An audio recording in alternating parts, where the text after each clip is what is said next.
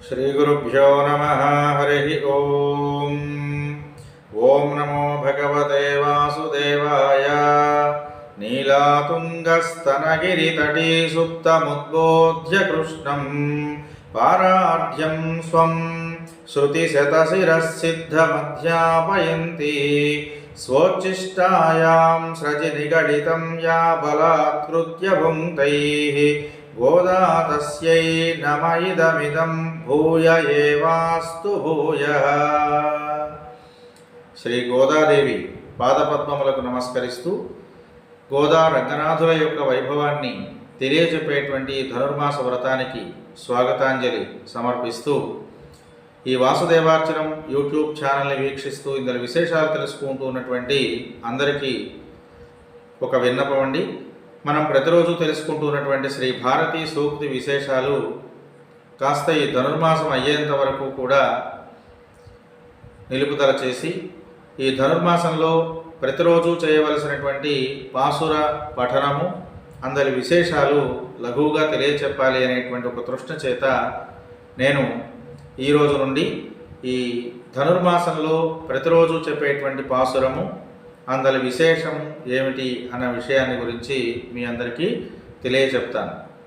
ప్రతి వాళ్ళు కూడా తెల్లవారుజాముననే బ్రాహ్మీ ముహూర్తంలో నిద్రలేచి నిన్న మనం చెప్పుకుంటున్నగా పరమాత్మ యొక్క ఆరాధన చేయడం, శ్రీ మహావిష్ణువు యొక్క ప్రార్థన చేయడం, విష్ణు సహస్రనామ స్తోత్ర పఠనం చేసుకోవడం, లక్ష్మీ అష్టోత్తర శతనామ స్తోత్రాన్ని పఠించడం, ఇట్లాంటి మంగళకరములైనటువంటి కార్యక్రమాల్ని ఆచరించడంతో పాటు ధనుర్మాసం నెల రోజులు కూడా వైష్ణవ క్షేత్రములలో జరిగేటువంటి ఈ శ్రీవ్రతము అని పిలువబడే ధనుర్మాస వ్రతాన్ని ఆచరించుకోవడం.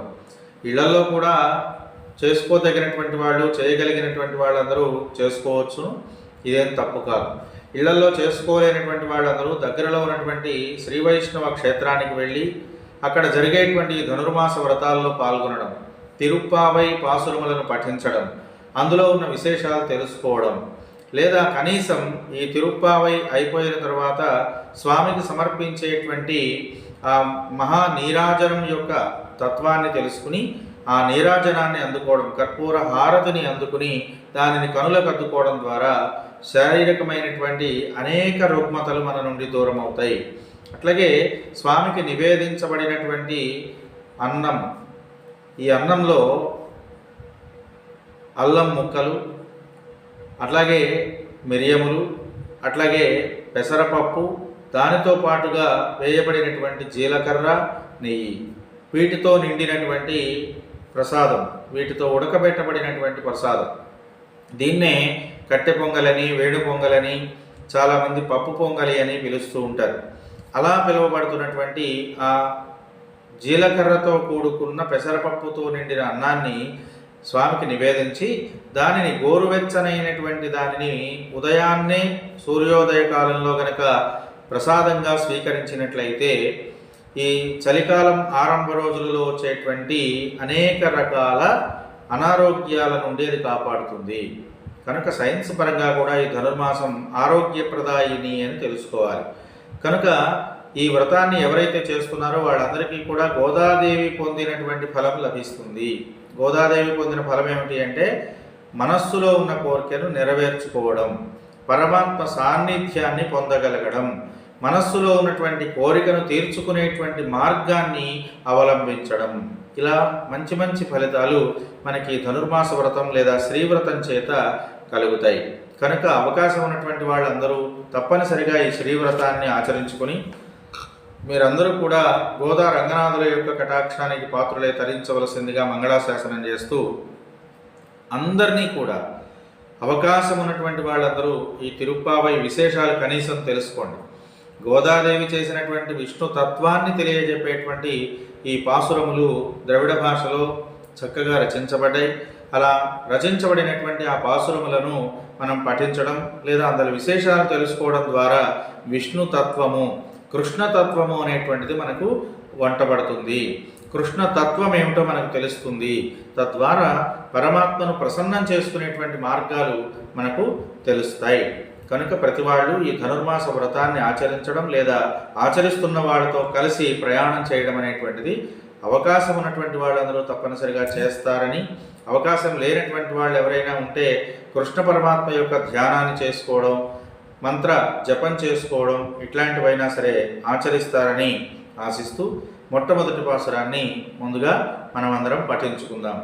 మార్గళి తింగళ్ మది நிறைந்த நல்நாளால் நீராட போதுவீர் போதுமினோ நேர் இளையீர் சீர்மல்குமாயிப்பாடி செல்வச் சிறுமீறுகாள் ஊர்வேள் கொழுந்தொழிலன் நந்தகோபன் குமரன் ஏரந்த கண்ணிய சோதை இளச்சிங்கம் கார்மேனிசம் கண் கதிர் மதியம் போல் முகத்தான் நாராயணனே நமக்கே பறை தருவான் பாரோர் புகழ் పడిందు ఏలోరెంబావాయ్.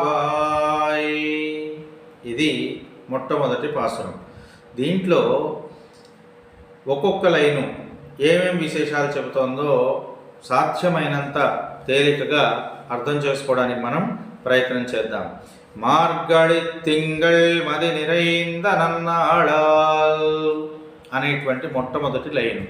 దీంట్లో ఈ కాలము చాలా ప్రసిద్ధమైనది, కాలం అనేటువంటిది చాలా గొప్పది, అది చాలా శక్తివంతమైనటువంటిది.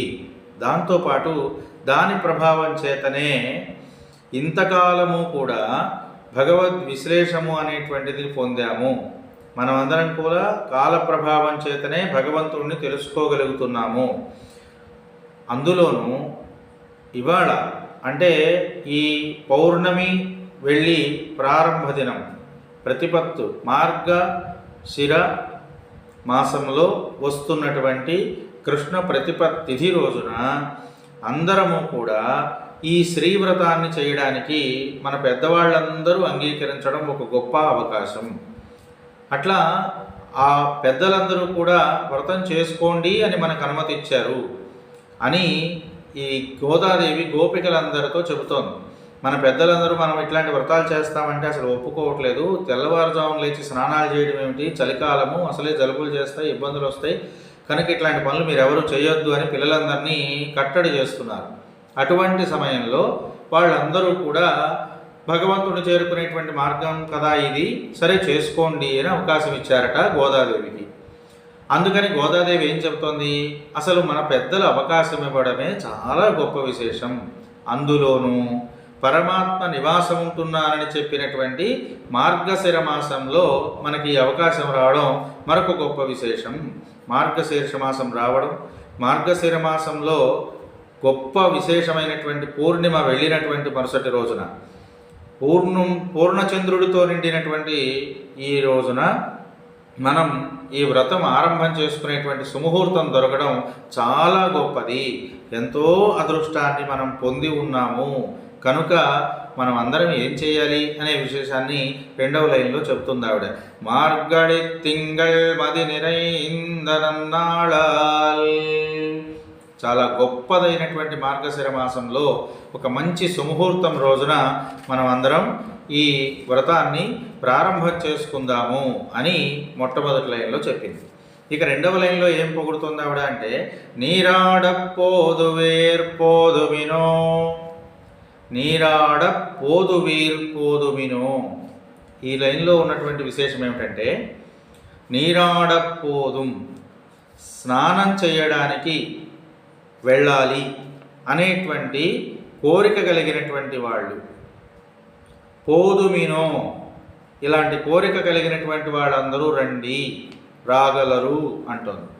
ఏ కోరిక కలిగిన వాళ్ళు? స్నానం చేద్దామనేటువంటి కోరిక కలిగిన వాళ్ళందరూ రండి. స్నానం చేయడం ఏమిటండి అంటే, మామూలుగా స్నానం చేస్తాం కదా, స్నానం చేయాలని కోరిక కలిగి ఉండటం ఏంటండి అని అనిపించవచ్చు. ఇందులో స్నానం చేద్దాం రండి అని పిలవడంలో తెల్లవారుజామున బ్రాహ్మీ ముహూర్తంలో స్నానం ఆచరిద్దాము, శ్రీవ్రతం చేయడంలో ప్రధానమైనటువంటి ధర్మము నియమము ఇదే. బ్రాహ్మీ ముహూర్తంలో చల్లటి నీళ్లతో స్నానం ఆచరించడం. ఇక్కడ చల్లటి నీళ్లతోనే స్నానం ఆచరించడంలో ఉన్న ఒక పరమార్థం ఏమిటి అంటే, మానవ జన్మలో ఇప్పటి వరకు కూడా ఎన్నో రకములైనటువంటి తపన పొంది పొంది పొంది పొంది తపన పడినటువంటి ఆ శరీరం ఇక్కడ తెల్లవారుజాము ఎప్పుడు వస్తుందండి? రాత్రి నిద్రపోయి లేచిన తర్వాత వస్తుంది కదా. కనుక రాత్రి మొత్తము కూడా తమో గుణం నిండి ఉంటుంది. తమో గుణం ఎలా నిండి ఉంటుందంటే ఇక్కడ సాయం సంధ్యా సమయం అంటే చీకటి పడడానికి ముందు మసకగా ఉంటుంది. మనందరికీ తెలుసు ఈ విషయం. మసకగా ఉన్నటువంటి సందర్భంలో ఏదైనా ఒక దొంగ లేదన్నా ఒక కట్టె ఎక్కడన్నా కాస్త దూరంగా కనిపిస్తుంది అనుకో, అది కట్టె అని అనిపిస్తుంది, కానీ అవునా కాదా అని సందేహం ఏర్పడుతుంది. దేనివల్ల?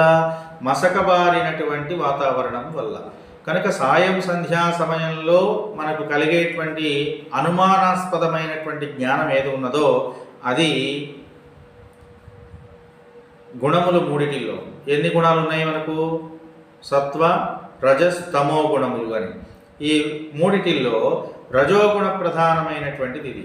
అది దొంగ అని అనిపిస్తుంది, కానీ ఏం తెలుస్తుంది? మసకగా ఉన్నటువంటి కారణం చేత చీకటి పడకుండా మసకగా ఉండేది సరిగా అర్థం కాకపోవడం. తద్వారా ఈ రజోగుణ ప్రభావం చేత మనిషికి ఏమవుతుంది అంటే అనుమానం కలుగుతుంది. అట్లాంటి అనుమానంతో ఆ సాయం సంధ్యా సమయం మనల్ని ఉంచుతుంది. కనుక పరిపూర్ణమైనటువంటి జ్ఞానం అక్కడ రాలేదు. ఇక మరి రాత్రిపూట ఏం జరుగుతోంది అంటే రాత్రికి నిద్రపోతున్నాం. అందరం నిద్రపోయి ఏం చేస్తున్నామంటే ఇక్కడ కలలు కంటున్నాం. ఈ కలలో ఏం జరుగుతోంది అంటే ఆ ఉన్నది అసలు మన శరీరమే గొప్పదని, మన శరీరం చేస్తున్నటువంటి విశేషాలన్నీ ఎన్నో గొప్ప గొప్ప ఫలితాలు ఇస్తాయని మనం కలలు కంటూ ఉంటాం.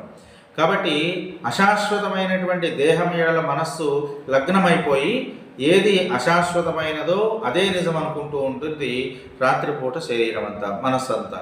కాబట్టి తమో గుణ ప్రభావం చేత ఏది అబద్ధమో దాన్ని నమ్మడం జరుగుతుంది. కాబట్టి ఏది అశాశ్వతమైనదో దాని యందు లగ్నమవుతున్నది మనస్సంతా రాత్రిపూట. కాబట్టి రాత్రి మొత్తము తమో గుణ ప్రభావంగా ఉంటుంది. ఇక సత్వగుణ ప్రభావం ఎప్పుడు వస్తుంది అంటే తెల్లవారుజామున కలుగుతుంది. బ్రాహ్మీ ముహూర్తంలోనే ఈ సత్వగుణ సంపన్నత మనిషికి కలుగుతుంది. సత్వగుణ సంపన్నత కలగడం అంటే ఏమిటి అంటే అభ్యుదయం వైపుకి మనస్సు ప్రయాణం చేయడం. ఇక తెల్లవారిపోతుంది, వెలుగు వస్తోంది, నాకు స్పష్టత వస్తోంది అనేటువంటి ఒక అభ్యుదయ పరంపరాగతమైన ఆలోచన మనస్సులో కలగడమే సత్వగుణ ప్రభావం. ఈ సత్వగుణ ప్రభావం చేత ఏ మానవుడైతే ప్రవర్తిల్లుతూ ఉన్నాడో ఆ మానవుడికి పరమాత్మ సాన్నిధ్యత అనేటువంటిది చాలా తొందరగా లభిస్తుంది. కనుక ఉదయాన్నే ఎటువంటి కల్మషము లేని మనస్సుతో మనం ఉంటామండి. తెల్లవారుజామున ఎలాంటి దుష్ట ప్రభావాలు మన మనస్సు మీద ఉండవు. చాలా నిర్మలమైనటువంటి మనస్సును కలిగి ఉంటాం. కనుక అలాంటి సమయంలో చల్లటి నీటి చేత స్నానం చేయడం చేత రాత్రి పొందినటువంటి ఆ తమోగుణ ప్రభావము, అంతకు ముందు పొందినటువంటి రజోగుణ ప్రభావము తగ్గిపోయి స్వచ్ఛమైనటువంటి సత్వగుణాన్ని పొందడానికి కావలసినటువంటి ఒక యోగ్యత మన శరీరానికి కలుగుతుంది. అందుచేత బ్రాహ్మీ ముహూర్తంలో స్నానం చేయండి. ఇక్కడ స్నానం అంటే నీళ్ళల్లో మునగటం అనే అర్థం ఒకటే కాదు, ఇది ఒకటి మాత్రమే. ఇక రెండవ భాగంగా దీంట్లో ఏం తెలుసుకోవాలి మనం అంటే స్నానము, ఏ స్నానం ఇది? పరమాత్మ నుండి కలగబోతున్నటువంటి జ్ఞానము అనే స్నానం. పరమాత్మ తత్వాన్ని తెలుసుకుంటున్నామనేటువంటి స్నానము. అలాంటి స్నానం చేయాలి అనే కోరిక ఉన్న వాళ్ళందరూ రండి అని పిలుస్తుంది ఆవిడ. ఎలాంటి జ్ఞానం, ఎలాంటి స్నానం ఇది? పరమాత్మ ప్రేమను పొందాలి అనుకునేటువంటి, పరమాత్మ ప్రేమను పొందడమనే ఆశ చేత నిండిన స్నానము. అలాంటి స్నానం చేయాలి అనే ఆలోచన ఉన్నవాళ్ళందరూ రండి అని పిలుస్తోంది. నీరాడపోదు వేపోదు వినో అంటూ ఇలా స్నానం చేయడానికి కోరికలు కలిగిన వాళ్ళందరూ కూడా రండి అంటూనే ఇంకొక మాట మాట్లాడుతోంది. ఏమని? నేరిళైర్ అన్న. నేరిళైర్ అంటే క్రొత్త ఆభరణాలు ధరించినటువంటి వాళ్ళులారా అని. అంటే నూతనమైనటువంటి ఆభరణములను ధరించిన వారుగా మీరందరూ రండి అని పిలుస్తోంది. నూతనమైన ఆభరణాలు ఎప్పుడు ధరించారండి? అసలు స్నానం చేయడానికి కదా ఇప్పుడు పిలుస్తుంది, ఆభరణాలు ధరించారంటుంది ఏంటి అని అనుకోవచ్చు. ఇందులో ఉన్న విశేషం ఏమిటంటే, ఏం ఆభరణాన్ని ధరించారట వీళ్ళు? పరమాత్మను తెలుసుకోవాలనేటువంటి ఉత్సుకత మనస్సులోకి ఎప్పుడైతే వచ్చిందో అది వాళ్ళ ముఖానికి ఒక తేజస్సుని తెచ్చిపెట్టిందట. అలా ఆనంద పరవశత్వాన్ని పొందగలిగేటువంటి ఆభరణాన్ని ధరించినటువంటి మీరు రండి అని ఆవిడ పిలుస్తోంది. నేరిళయ్యేర్ అని నూతన ఆభరణమును ధరించి మీరందరూ కూడా రండి అంటూ తరువాత లైన్లో ఏం చెప్పబడుతున్నారంటే, సీర్మల్గుమా ఇప్పాడి చెల్వచ్చిరుమీరుగాళ్ అంటుంది. ఇందులో సీర్మల్గుమా ఇప్పాడి అంటే సంపదలు బాగా నిండి ఉన్నటువంటి, సంపదల చేత నిండి ఉన్నటువంటి వ్రేపల్లెలో ఉన్నటువంటి ఐశ్వర్యవంతులైన ఆడపడుచులారా అంటోంది. చిరుమీరుగాళ్ అంటే ఆడపడుచులు అని అర్థం. స్త్రీలందరూ కూడా లేచిరండి. ఎలాంటి స్త్రీలు వీళ్ళు? ఈ వ్రేపల్లెలో బాగా సంపదల చేత తొదతూగుతూ ఉన్నటువంటి ఆడపడుచులారా మీరందరూ కూడా లేచిరండు అని పిలుస్తోంది. ఏమి సంపదలుండి అని అంటే, కృష్ణ పరమాత్మ యందు లగ్నమైనటువంటి మనోసంపద, కృష్ణ పరమాత్మ చేత ఆదరించబడినటువంటి సంపద, కృష్ణ పరమాత్మ యందే లగ్నము కాబడినటువంటి మనస్సు అనేటువంటి సంపద, బుద్ధి అనేటువంటి సంపద, పరమాత్మ సేవ చేసుకోవాలనేటువంటి తాత్పర్యం చేత ఏర్పడిన సంపద, ఇన్ని రకములైనటువంటి సంపదలు ఆ వ్రేపల్లెలో ఉన్నటువంటి స్త్రీలందరికీ ఉన్నాయట. అందుచేత వ్రేపల్లెలో సంపదల చేత నిండి ఉన్నటువంటి ఆ వ్రేపల్లెలో ఉన్న ఆడపడుచులారా మీరందరూ కూడా రండి అని పిలుస్తోంది. అంతేకాదు ఇంకొక సంపద, వ్రేపల్లెలో ఉన్న సంపద అంటుంది కదా. వ్రేపల్లెలో ఉన్న సంపద అంటే ఏమిటి అంటే, అక్కడ ఉన్నటువంటి వాళ్ళందరూ గోపాలకులు, గోవులను కాసేవాళ్ళు. వాళ్ళ సంపదలేవి? గోవులు. కృష్ణ పరమాత్మకి ఇష్టమైనవేవి? గోవులు. కనుక కృష్ణ పరమాత్మకు ఇష్టమైనటువంటి గోవులనేటువంటి సంపదలను నిండి ఉన్నది కనుక వ్రేపల్లె ఐశ్వర్య సమృద్ధితో ఉన్నది అని చెప్పబడుతోంది. కనుక అలాంటి వ్రేపల్లెలో నిండి ఉన్న స్త్రీలందరినీ కూడా ఈవిడ పిలుస్తోంది. ఇంకా ఏమని పిలుస్తుంది? நீராடப்போது வேற்போது மினோனேர் இளையீர் சீர்மல்குமாயிப்பாடி செல்வச் சிறுமீருகாள் கூர்வேர் கொழுந்தொழிலன் నందగోపన్ కుమరన్ అని మరలా ఇంకొక మాట చెబుతోంది. వాడి అయినటువంటి వేలాయుధమును ధరించి, కూర్వేల్ కొళుందొళిలన్ అంటే వేల్ కొళిందన్, వేల అనేటువంటి ఆయుధాన్ని ధరించి. వేల అంటే ఇప్పుడు మనం మామూలుగా చెప్పుకోవాలి అంటే దీన్ని ఏమంటామంటే అలుగు అని పిలుస్తామండి. ఒక చివర చిన్న ముక్కు ఉంటుంది, చాలా పొడవైనటువంటి కర్రకది ఉంటుంది, దీన్ని అలుగు అని పిలుస్తారు. అలాంటి అలుగు అనేటువంటి ఒక ఆయుధాన్ని ధరించి కృష్ణుడికి ఆపద కలుగుతుందేమో అని వేచి ఉండి అపచారం చేస్తుండేటువంటి వాళ్ళ మీద భయంకరమైనటువంటి శక్తిని చూపించగలిగే నందగోపుని యొక్క కుమారుడు వేచి ఉన్నాడు, ఆయన కోసం మీరందరూ రండి అని పిలుస్తుంది. మనందరినీ కూడా వేల్ అనేటువంటి ఒక ఆయుధాన్ని ధరించి కాపాడాలి అనేటువంటి తత్వం కలిగిన కృష్ణ పరమాత్మ అక్కడ ఉన్నాడు, ఆయన దగ్గరికి మనం అందరం కూడా వెళ్ళడం కోసం లేచిరండి అని పిలుస్తోంది. పూర్వేల్ కొళుందొళిలిన్ నందగోపన్ కుమరన్, నందగోపుడి కుమారుడైనటువంటి ఆ కృష్ణ భగవానుడు ఆయుధాన్ని ధరించి మనలందరినీ రక్షించడం కోసం ఉన్నాడు, ఆయన దగ్గరికి వెళ్ళడానికి మీరందరూ రండి అని పిలుస్తోంది. ఏరారందగణ్య శోదై ఇళం సింగం అని ఇంకొక విశేషాన్ని చెప్తున్నారు ఇక్కడ.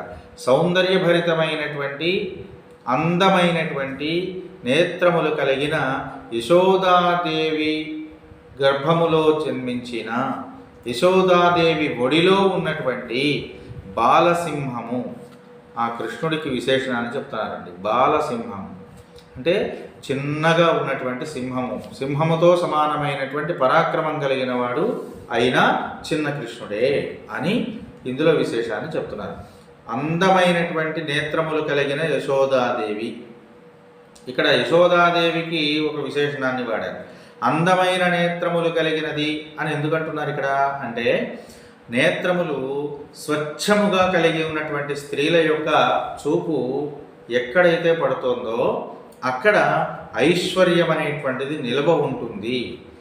చల్లనైనటువంటి చూపు ఏ ఇంటి యందు ప్రసరించబడుతోందో, ఏ స్త్రీ ద్వారా ఆ ఇంటి యందు చల్లనైనటువంటి నేత్రముల ద్వారా చూపులు ప్రసరింపబడుతున్నాయో ఆ ప్రాంతం అంతా కూడా సిరి సంపదల చేత తొలతూగుతుంది అని.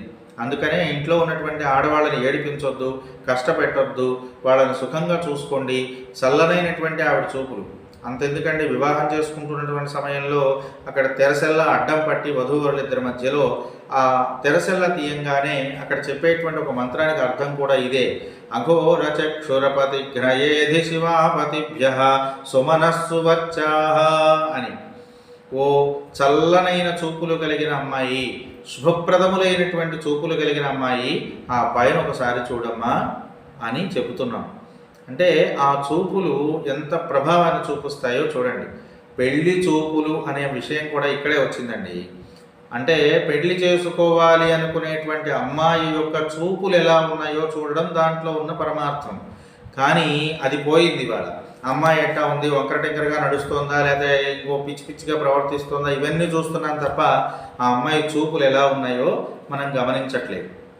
ఆ కళ్ళల్లో ఎర్రజీరలు ఉన్నాయా, ఆ కళల్లో నుంచి ఒక భయంకరమైనటువంటి తేజస్సు వ్యక్తమవుతుందా, లేకపోతే చల్లనైనటువంటి తేజస్సు వ్యక్తమవుతుందా? వెన్నెల చూడండి తెల్లగా ఉంటుంది, ఎండ చూడండి తెల్లగానే ఉంటుంది, కానీ అది తీవ్రంగా ఉంటుంది, ఇది హాయిగా ఉంటుంది. కనుక కనులలో ఏముండాలి? తీవ్రత ఉండకూడదు, హాయిని గొలిపేటువంటి తత్వం ఉండాలి. అలాంటి లక్షణం ఉందో లేదో చూసి పెళ్లి చేసుకోమని చెప్పారు. దాన్నే పెళ్లి చూపులు అన్నారు. పెళ్లి కొరకు చూసే చూపు. దేన్ని చూడాలి? ఇక్కడ అమ్మాయి యొక్క చూపులను చూడాలి. ఇక్కడ నేత్రములను విశేషంగా చెప్పడంలో ఉన్నటువంటి ఒక పరమార్థం కూడా అదే. యశోదాదేవి యొక్క నేత్రములు ఎలా ఉన్నాయి? చాలా అందములుగా ఉన్నాయి. అందమైనటువంటి నేత్రములు కలిగిన ఆవిడ ఎలా చూస్తుంది? చాలా అందంగా చూస్తుంది. అలా ప్రేమపూరితములైనటువంటి చల్లనైనటువంటి చూపులు పడుతున్నాయి. ఎవరి మీద? బాలకృష్ణుని మీద. అందుకని ఆయన ఎలా ఉన్నాడట? సింహము వలె ప్రకాశిస్తున్నాడట ఆ ఒడిలో. అలా యశోదా కుమారుడైనటువంటి బాలసింహము వంటి కృష్ణ పరమాత్మ దగ్గరకు వెళదాము, మీరందరూ లేచి వస్తున్నారు కదా, రండి అని ఆవిడ పిలుస్తోంది. కార్మే నిచ్చెంగల్ కదిర్ ముదియంబోల్ ముగత్తాన్. తర్వాత లైన్లో ఈ విశేషాన్ని ఆవిడ చదువుతుంది. కార్మే నిచ్చెంగల్, నల్లనైనటువంటి మేఘము వలె శరీరాన్ని కలిగినవాడు. మేఘము వంటి నల్లనైన శరీరం, రంగు కలిగినటువంటి శ్రీకృష్ణుడు. అలాగే కదిర్మదియంబోల్ ముగత్తాన్, ఎర్ర తామర వలె ఎర్రనైనటువంటి కన్నులు కలిగినవాడు. ఎర్ర తామర పువ్వుల వలె ఎర్రనైనటువంటి కన్నులు కలిగిన వాడట శ్రీకృష్ణుడు. ఆయన శరీరమేమో నల్లగా ప్రకాశిస్తోంది మేఘము వలె, కనులు ఎర్ర తామరల వలె ప్రకాశిస్తున్నాయి. ఇక్కడ ఎర్రగా ఉండటం కొంత శత్రువులకు భయాన్ని కలిగించేటువంటి తత్వాన్ని చూపిస్తున్నప్పటికీ అవి తామరలు కావడం చేత వాటిని ఆశ్రయించినటువంటి వాళ్లకు చల్లదనాన్ని ఇస్తుంది, తాపాన్ని హరిస్తుంది. కనుక ఎర్రనైనటువంటి కన్నులు కలిగినటువంటి వాడు, తామర వలె నేత్రములు కలిగిన వాడు, నల్లనైనటువంటి మేఘము వంటి దేహ ఛాయ కలిగినటువంటి వాడు అయిన శ్రీకృష్ణుణ్ణి, సూర్యుడి చంద్రుడి వంటి పోలికలు కలిగిన వాడు, కదిర్ముదియంబోల్ ముగత్తాన్ అంటున్నాడు. చంద్రుని వలె సూర్యుని వలె ముఖము కలిగిన వాడు అంటే బాగా తేజస్సు కలిగినటువంటి ముఖ వర్చస్సు కలిగిన వాడు అంటున్నాడు. కనుక ఇక్కడ తేజస్సు ఆయన ముఖంలో ఉంది. సదా పశ్యంతి సూరయః, వేదం చెప్తున్న మాట ఇది. చూడడానికి కృష్ణ పరమాత్మ ఎలా ఉన్నాడట? సూర్యుని వలె ప్రకాశిస్తున్నాడు. చంద్రుని తత్వాన్ని కలిగి ప్రకాశిస్తున్నాడు అని. కనుక ఆయన ముఖము సూర్యచంద్రులిద్దరి యొక్క ఆకృతిని కలిగి ఉన్నది. శత్రువులందరికీ సూర్యుడి వలె తీవ్రతను ప్రకాశింపజేస్తే ప్రేమపూరితమైనటువంటి భక్తి కలిగినటువంటి వాళ్ళందరికీ చందమామ నుండి కారే వెన్నెలల వలె ఆయన ముఖం గోచరిస్తోంది. అట్లాంటి ముఖ వర్చస్సు కలిగినటువంటి వాడిని మనం అందరం చూద్దాం, సేవ చేద్దాం రండి అని గోదాదేవి పిలుస్తోంది. కార్మే నిత్యంగల్ కదిర్ ముదియంబోల్ ముగత్తాన్ నారాయణనే నమక్కే పరై తరువాన్. ఆ దేహఛాయ కలిగిన వాడెవరు? అలా సూర్యుడు చంద్రుడి వంటి ముఖ వర్చస్సు కలిగిన వాడెవరు? ఎర్రని తామరల వంటి నేత్రముల సౌందర్యం కలిగినటువంటి వాడెవరు అంటే నారాయణుడే. నారాయణుడు అన్ని రకములైనటువంటి దోషములను హరించి ప్రజలందరికీ కూడా మోక్షాన్ని ప్రసాదించేటువంటి వాడు శ్రీమన్నారాయణుడు మాత్రమే. కనుక ఆ నారాయణుడే ఏమవుతున్నాడు? మనందరికీ కూడా నమక్కే పరై తరువాన్, పర అనేటువంటి దానిని ప్రసాదించేవాడు. పరై తరువాన్, పరై అంటే పరము. పరం అంటే ఏమిటి? మనం అందరం చెప్పుకుంటానికి తొందరగా అర్థం కావడానికి ఉదాహరణ చెప్తున్నాను. పరలోకం అంటే పర అనేటువంటి రూపంతో నిలిచి ఉన్న పరమాత్ముడున్న లోకము, దీన్నే సత్యలోకము అని పిలుస్తారు. పరమాత్మకు 5 రకాల అవతారాలు ఉన్నాయండి.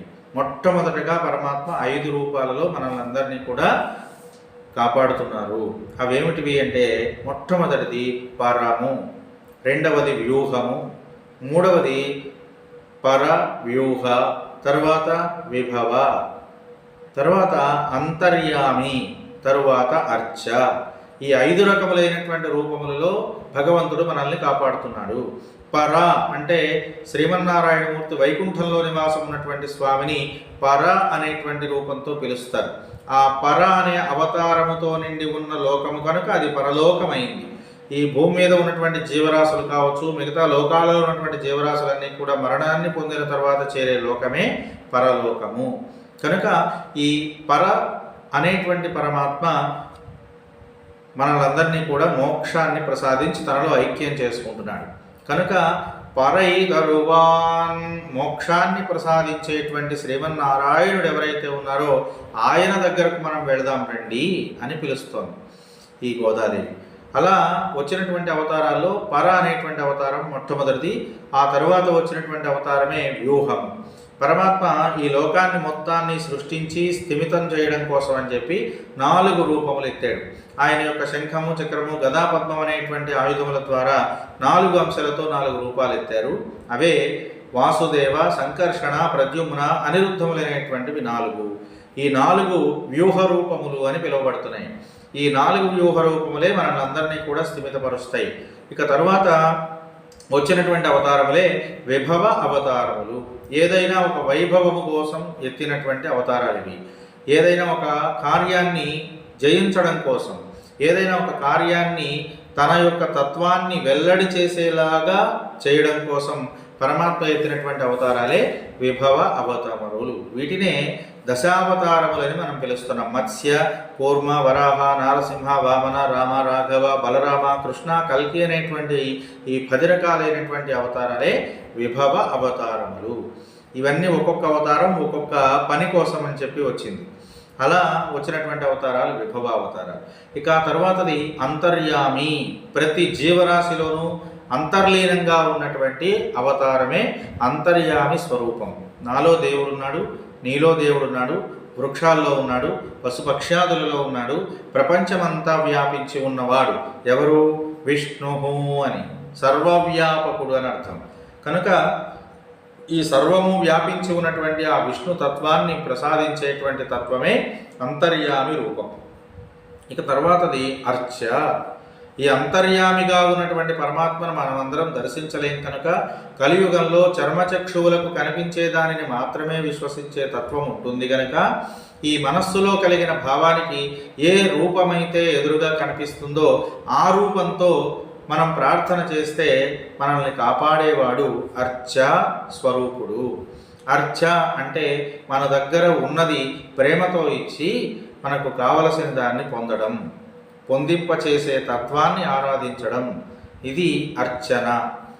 అర్చన అంటే మనం వచ్చినటువంటి వాడిని గౌరవించడం కోసం చేసేటువంటి ఉపచారాలు, మర్యాదలు అనేటువంటివి స్వామికి అర్పించి, స్వామి నీవు ప్రసాదించినటువంటి ఇవన్నీ కూడా నీకు మేము ఆరాధనగా సమర్పిస్తున్నామయ్యా, నీవు మమ్మల్ని జన్మింపజేసినందుకు సార్థక్యాన్ని ప్రసాదించు అని ప్రార్థన చేయడమే అర్చన. అలాంటి అర్చనను అందుకునేటువంటి అవతారమే అర్చావతారం. ఇలాంటి 5 రకాలైనటువంటి అవతారాల్లో పర అనేటువంటిది మొట్టమొదటిది. ఇదే సత్యలోకంలో ఉండేటువంటి శ్రీమన్నారాయణమూర్తి యొక్క అవతారము కనుక నారాయణనే నమక్కే పరైతరువాన్. పర అనేటువంటి మోక్షమును మనకు ప్రసాదించేటువంటి శ్రీమన్నారాయణుడే యశోద ఒడిలో ఉన్నటువంటి బాలసింహమైనటువంటి ఆ శ్రీకృష్ణ భగవానుడు. కనుక ఆయనను మనం ప్రార్థించడానికి వెళదాం రండి అని ఆ గోదాదేవి పిలుస్తోంది. అంతేకాకుండా పారోర్ పుగళప్పడిన్రు అంటోంది.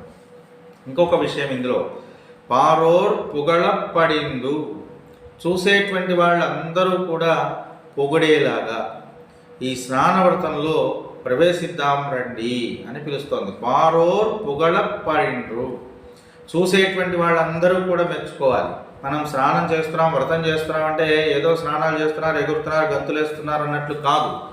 మనం చేస్తున్న ఈ వ్రతాన్ని చూస్తే బాగున్నది, చాలా బాగున్నది, బహుబాగున్నది అని అందరి చేత కీర్తిని పొందేలాగా మనం పరమాత్మ ప్రేమను పొందడం అనే స్నానాన్ని చేద్దాము రండి అని ఆ గోదాదేవి అందరినీ కూడా పిలుస్తూ ప్రార్థన చేద్దాము అని చెప్పి వాళ్ళందరినీ పరమాత్మ వైపుకి తిప్పుతూ ఉన్నది.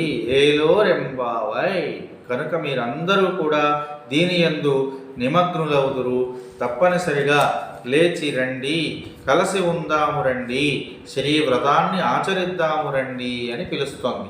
మీరందరూ కూడా ఈ గోదాదేవి యొక్క పిలుపుని స్వీకరించి గోదామాత మనందరికీ అందించినటువంటి రంగనాథ స్వామి ప్రేమను పొందే శ్రీవ్రతాన్ని ఆచరిస్తూ ఈ ధనుర్మాస వైభవాన్ని అందరూ తెలుసుకుని ఇందులో ఉన్నటువంటి విశేషాలన్నింటినీ మీరందరూ కూడా ఆచరణ యోగ్యంగా మలుచుకొని పరమాత్మ సాక్షాత్కారాన్ని అందించే శ్రీవ్రతం ప్రభావాన్ని, ఫలితాన్ని అందరూ అందుకున్నదురుగాక అని చెప్పి మంగళాశాసనం చేస్తూ శ్రీకృష్ణ పరమాత్మ యొక్క కటాక్షం మీ అందరికీ లభించుగాక అని ఈ మొదటి రోజు పాసురాన్ని ముగిస్తూ ఉన్నాను. స్వస్తి సర్వేషాం సమస్త సన్మంగళాని భవంతు. స్వస్తి.